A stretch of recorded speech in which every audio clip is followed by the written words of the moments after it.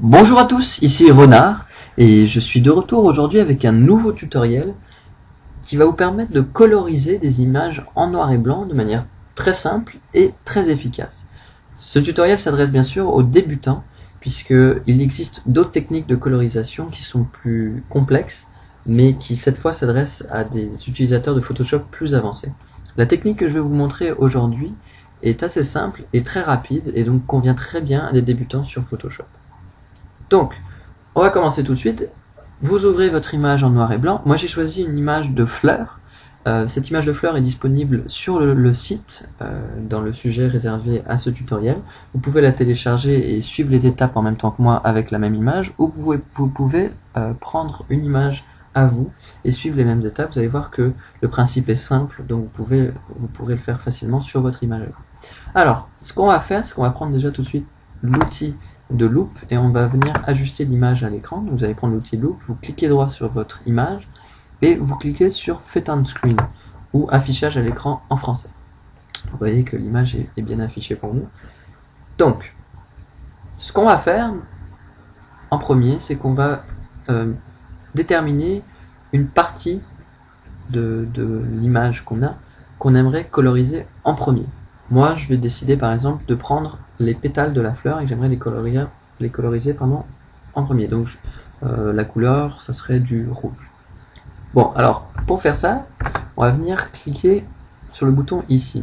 Ce bouton-là, en fait, c'est le bouton qui nous permet d'avoir plusieurs menus qui nous crée des calques de remplissage. Qu'est-ce qu'un calque de remplissage? C'est un calque, comme son nom l'indique, qui remplit l'espace, mais c'est un calque qui, par exemple, nous permet de créer des dégradés sur toute l'image, de créer des textures, des motifs, des couleurs, etc. Donc, vous cliquez sur cette image, vous allez aller dans Balance des couleurs. Vous cliquez, et vous allez avoir un nouveau menu qui va apparaître. J'aimerais juste vous faire porter attention à la fonctionnalité de ce menu. Vous pouvez en fait choisir les tons des couleurs de votre image de base sur lesquels les réglages que vous allez faire vont s'appliquer. C'est-à-dire que si vous cliquez par exemple, moi le menu par défaut vos réglages s'appliquent sur les tons moyens de votre image. Si vous venez cliquer ici sur Shadows par exemple, les réglages que vous allez faire avec les barres de réglage ici vont s'appliquer aux couleurs de tons foncés de votre image de base. Bref, revenons à nos moutons. Ici, moi, j'aimerais coloriser les pétales de ma fleur. Alors, pour ça, je vais donc aller dans le Methods, je vais essayer de trouver le rouge qui me convient. Voilà, je vais essayer de régler. Là, vous allez me dire, oh là là, attention, le rouge, il s'applique à toute mon image. C'est normal, on va d'abord régler la couleur et ensuite on va régler l'endroit où s'applique la couleur. Donc là, vous avez simplement avec ce menu qu'à régler la couleur que vous voulez. Moi, je veux un rouge, donc je vais chercher mon rouge. Alors, je cherche mon rouge. Je vais aller dans les tons foncés, essayer de mettre plus de rouge. Voilà. Dans les tons plus clairs aussi, rajouter plus de rouge. Voilà. Amusez-vous avec les réglages et une fois que vous avez trouvé la couleur qui vous convient, il faut que vous retourniez sur votre fenêtre des calques. Alors pour ça, vous prenez votre souris et vous pouvez venir sur l'onglet calque qu'il y a ici, ou Layers en anglais, et vous cliquez.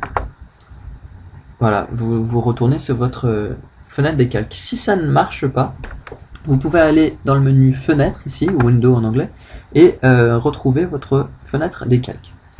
Moi je l'ai ici, donc j'ai pas besoin de le faire. Voilà. Une fois que ça c'est fait, ce que vous allez faire, c'est que vous allez cliquer sur le carré blanc de votre calque des balances des couleurs qui s'applique au pétale. Une fois que ça c'est fait, vous allez choisir l'outil gomme et vous allez régler la taille de la gomme qui convient le mieux à votre image. Je vais essayer de mettre 460 à peu près, c'est bon. Alors, ce que vous allez faire en fait avec l'outil gomme, c'est que vous allez gommer la partie où vous auriez aimé que la couleur s'applique. Donc ici, moi j'aurais aimé que le rouge s'applique aux pétales de la fleur, donc je vais aller gommer le rouge qu'il y a sur les pétales. Vous allez comprendre pourquoi après. Donc je gomme. Si vous voulez être plus précis dans le gommage pour avoir un meilleur résultat de colorisation, vous pouvez changer la taille de la gomme pour avoir des résultats plus précis. Aussi, si vous faites une erreur, par exemple là je vais faire exprès, j'ai gommé une partie que je ne voulais pas gommer, vous n'avez qu'à aller dans le menu édition et faire marche arrière. Comme ça, votre opération disparaît. Donc comme je vous ai dit, pour avoir un meilleur résultat, il faut être très minutieux dans son gommage de la partie que vous aimeriez colorier. Moi ici, comme c'est un tutoriel, je vais juste vous montrer le principe, je vais y aller plus vite, donc il y aura peut-être des petits endroits où ça sera pas très beau, mais dans l'ensemble vous allez comprendre le principe. Voilà, j'y vais un peu plus vite.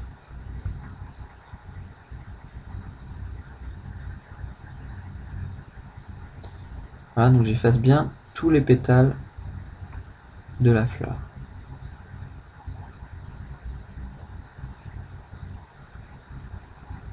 Et bien que les pétales, puisque c'est que à cette partie-là que j'ai décidé que le rouge allait s'appliquer.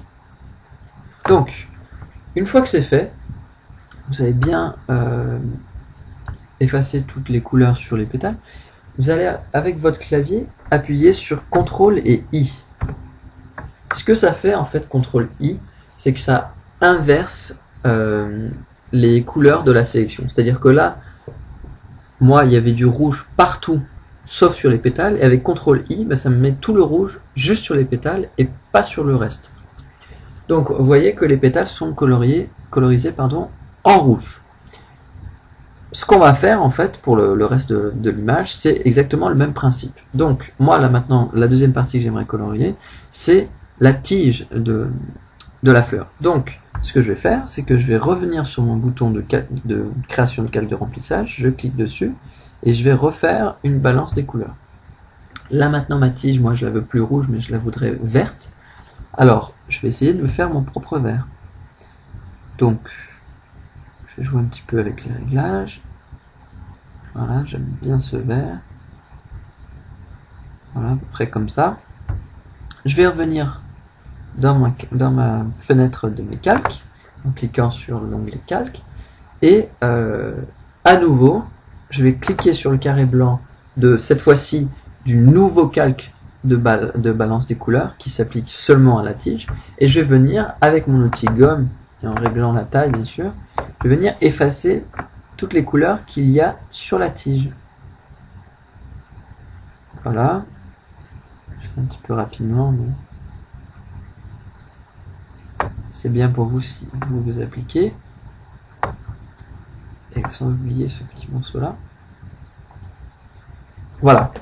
Une fois que ça c'est fait, vous faites CTRL et I, et le vert s'applique seulement sur votre calque de... Enfin, pardon, le vert s'applique seulement sur la tige. Par exemple, si vous apercevez, après avoir fait tout ça, que la couleur ne vous plaît pas, c'est pas grave, ce que vous faites, c'est que vous sélectionnez le calque de balance des couleurs qui fait défaut, et vous allez aller dans l'onglet ajustement, qui est juste au-dessus de votre menu d'affichage des calques. Vous cliquez, et ça vous remet les réglages que vous aviez fait. Donc moi par exemple, si mon vert me plaît plus et que je voudrais mettre par exemple du mauve, allez, soyons fous, je peux changer mes réglages. Bon, moi j'aimais bien mon vert, donc je vais le laisser. C'est pour vous si vos réglages ne vous convenaient plus. Aussi, ça arrive des fois, vous ne pouvez pas accéder à ce menu de balance des couleurs. Pour cela, pour remédier à ça, vous allez aller dans le menu image, mode, et vous allez choisir, image, mode et RGB couleur. En fait, ce que ça fait, c'est que ça vous permet d'utiliser cette fonctionnalité. Bon, alors on revient à la fenêtre d'affichage des calques. Tout a été colorisé. Bon, il y a les pétales qui sont rouges, la tige qui est verte. Maintenant, moi, mon fond, j'aimerais le colorier. Alors, ce qu'on va refaire encore une autre fois, c'est créer un calque de balance des couleurs. Et moi, mon fond, cette fois-ci, je le voudrais, bon, allez, violet, un peu comme ça. Voilà. Alors, je reviens dans ma fenêtre d'affichage, je clique sur le carré blanc du calque des balances des couleurs qui s'applique au fond. Et il y a deux choix qui s'offrent à moi. Soit c'est une petite image, il n'y a pas beaucoup de choses dans l'image, et je peux me permettre de prendre l'outil gomme et de gommer toute la fleur en entier. Et donc en faisant ça, il restera plus que le fond de la couleur que je veux. Il n'y aura pas besoin de faire CTRL-I, l'image sera parfaite. Ça peut prendre du temps quand c'est une image qui est complexe et que les contours sont pas faciles à détourer. Il y a l'autre méthode qui est faisable pour faire le fond, c'est d'utiliser la baguette magique. Alors, la baguette magique, c'est l'outil qu'il y a ici. Si vous ne l'avez pas, ce qu'il faut faire, c'est que vous venez à cet emplacement-là et vous faites un clic droit. Et quand vous faites clic droit, il y a plusieurs outils qui s'offrent à vous et vous cliquez sur la baguette magique. Une fois que ça c'est fait, vous allez cliquer sur le carré du calque des balances des couleurs qui s'applique au pétale de la fleur. Donc vous cliquez ici, et toujours avec votre outil baguette magique, vous cliquez sur les pétales de la fleur. Ce que fait l'outil baguette magique, en fait, c'est que ça sélectionne les zones qui ont la même couleur à peu près de votre image. Moi, ce que je veux faire avec cette sélection, c'est sélectionner toute la fleur, afin de la supprimer de ma balance des couleurs de mon fond. Donc ce que vous faites, c'est qu'avec votre baguette magique, vous faites un premier clic pour sélectionner la plus grosse partie. Et ce que vous faites, c'est que vous appuyez sur le bouton Shift. Et le bouton Shift, ça vous permet d'ajouter à la sélection que vous êtes en train de faire. Donc, ce que vous voulez faire, c'est prendre toute la fleur. Donc vous cliquez sur les parties qui restent de la fleur. Donc je vais sélectionner la tige avec ma fleur. Vous cliquez plusieurs fois pour avoir la sélection la plus précise possible.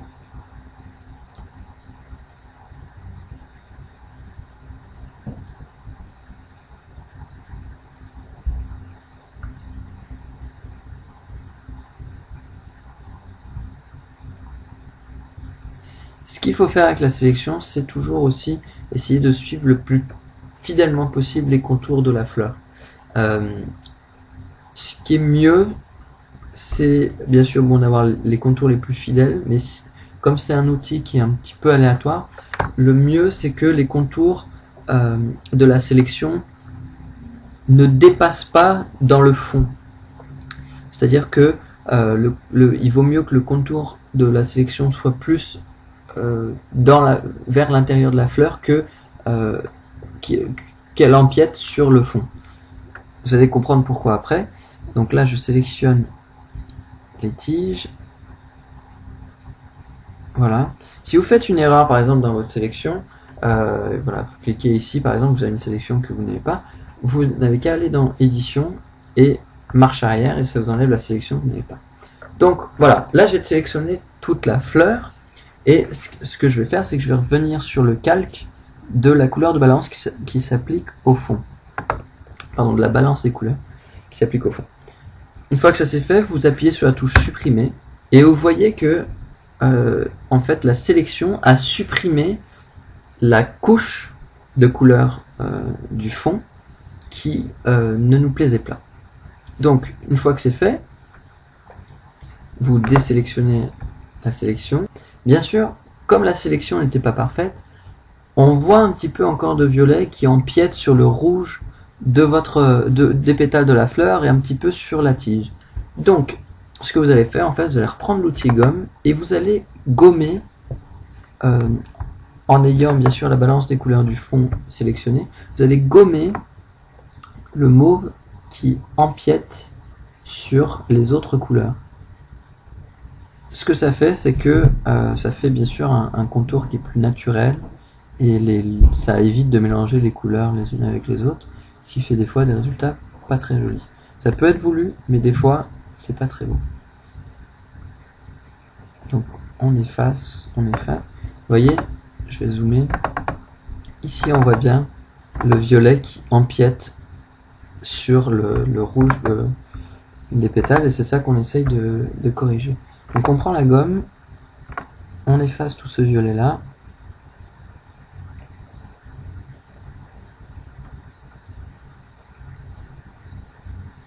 Et une fois que c'est fait, on se retrouve avec une très très belle colorisation qui a été faite en quelques minutes et qui donne un résultat quand même très satisfaisant. Voilà, j'espère que la technique qui a été présentée aujourd'hui est maîtrisée. Si vous avez des questions, n'hésitez pas à laisser des commentaires sous cette vidéo. Également, vous pouvez venir sur le sujet dédié à ce tutoriel dans le forum et nos graphistes se feront un plaisir de répondre à vos questions. Voilà, il ne me reste plus que maintenant à vous souhaiter une bonne grâce cette semaine et j'espère vous retrouver la semaine prochaine avec un nouveau tutoriel. Au revoir!